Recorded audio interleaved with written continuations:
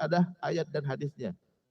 Allah Subhanahu wa taala berfirman dalam Al-Qur'an, a'udzubillahi minasyaitonirrajim.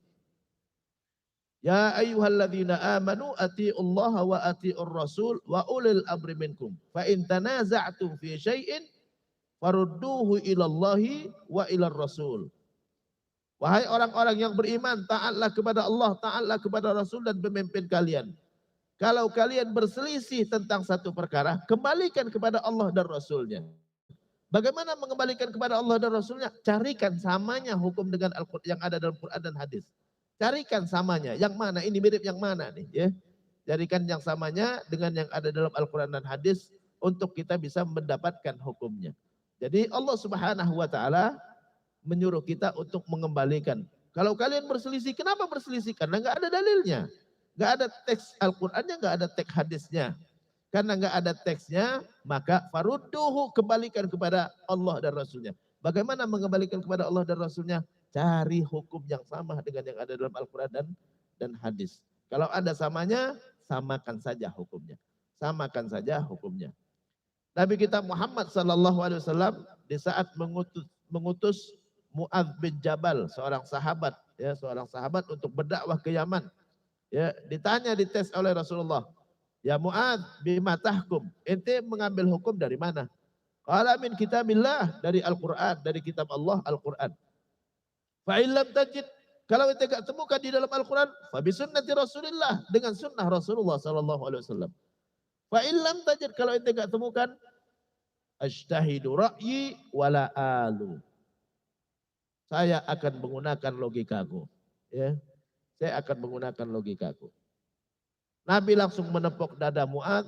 Alhamdulillahilladzi waffaqa Rasulillah bima yurdillah wa rasulah. Alhamdulillah yang sudah memberikan taufik, memberikan hidayah kepada utusan Rasulullah sallallahu alaihi wasallam kepada apa yang disenangin oleh Allah dan Rasulnya. Jadi Nabi mengajarkan, Nabi ridho dengan apa yang dijalankan oleh Mu'adz, bahwa kalau nggak ada dalam Quran, nggak ada dalam hadis, pakai logikanya. Pakai logikanya. Jadi nggak semuanya harus dari Al-Quran dan hadis. Bisa dengan logika kita carikan yang sama dengan yang ada dalam Al-Quran dan Sunnah. Ulama dalam hal menentukan apakah qiyas boleh dijadikan landasan hukum, mayoritas ulama dari 4 mazhab Hanafi, mazhab Maliki, mazhab Syafi'i, mazhab Hambali membolehkan qiyas. Membolehkan kita menggunakan logika kalau nggak ada dalilnya dalam Al-Quran dan hadis. Kalau ada dalilnya nggak boleh kita ijtihada ma'a wujudin nas, ada kaidah fikihnya. Ijtihada ma'a wujudin nas, tidak ada ijtihad kalau ada nasnya, ada teksnya.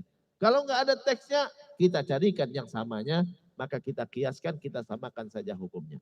Jadi itu terkait dengan qiyas. Jadi mayoritas ulama dari 4 mazhab, mazhab Hanafi, mazhab Maliki, mazhab Syafi'i, mazhab Hambali membolehkan kita mengkiaskan. Tapi nggak semua orang boleh mengkiaskan. Yang boleh mengkiaskan ini yang sudah menguasai hukum yang ada dalam Quran dan hadis. Supaya dia tahu yang mana yang lebih mirip dengan masalah ini. Karena masalah itu tambah terus. Ya. Masalah bertambah terus. Ya, banyak hal di masa Rasulullah, ya di masa sekarang nggak ada di masa Rasulullah Sallallahu Alaihi Wasallam. Seperti sekarang jual beli online, ya. Ustadz, jual beli online boleh gak? Gak ada hadisnya, gak ada ayatnya. Karena belum ada online dulu gitu kan. Tapi dulu di masa Rasulullah ada jual beli dengan memesan barang. Memesan barang. Nabi di saat hijrah ke Madinah, Nabi dapati penduduk Madinah itu biasa memesan kurma. Memesan kurma. Aneh pesan kurma ya. Kalau nanti kalau udah matang, aneh mau pesan 3 kilo. Berapa sekilonya? Sekilonya 100.000. Oke, 300.000 ini Anda bayar. Online samakan saja. Ini mesen barangnya belum ada. Online barangnya belum kelihatan. Ya, saat nanti didatangkan barangnya, itu jual beli mesan tadi, saat didatangkan barangnya cocokin dengan kriteria yang sudah kita minta. Minta kurma matang 3 kilo. Sama enggak? Kalau sama kriterianya, wajib ente ambil, ente beli. Kenapa? Karena ente udah pesan, gitu kan? Begitu juga online.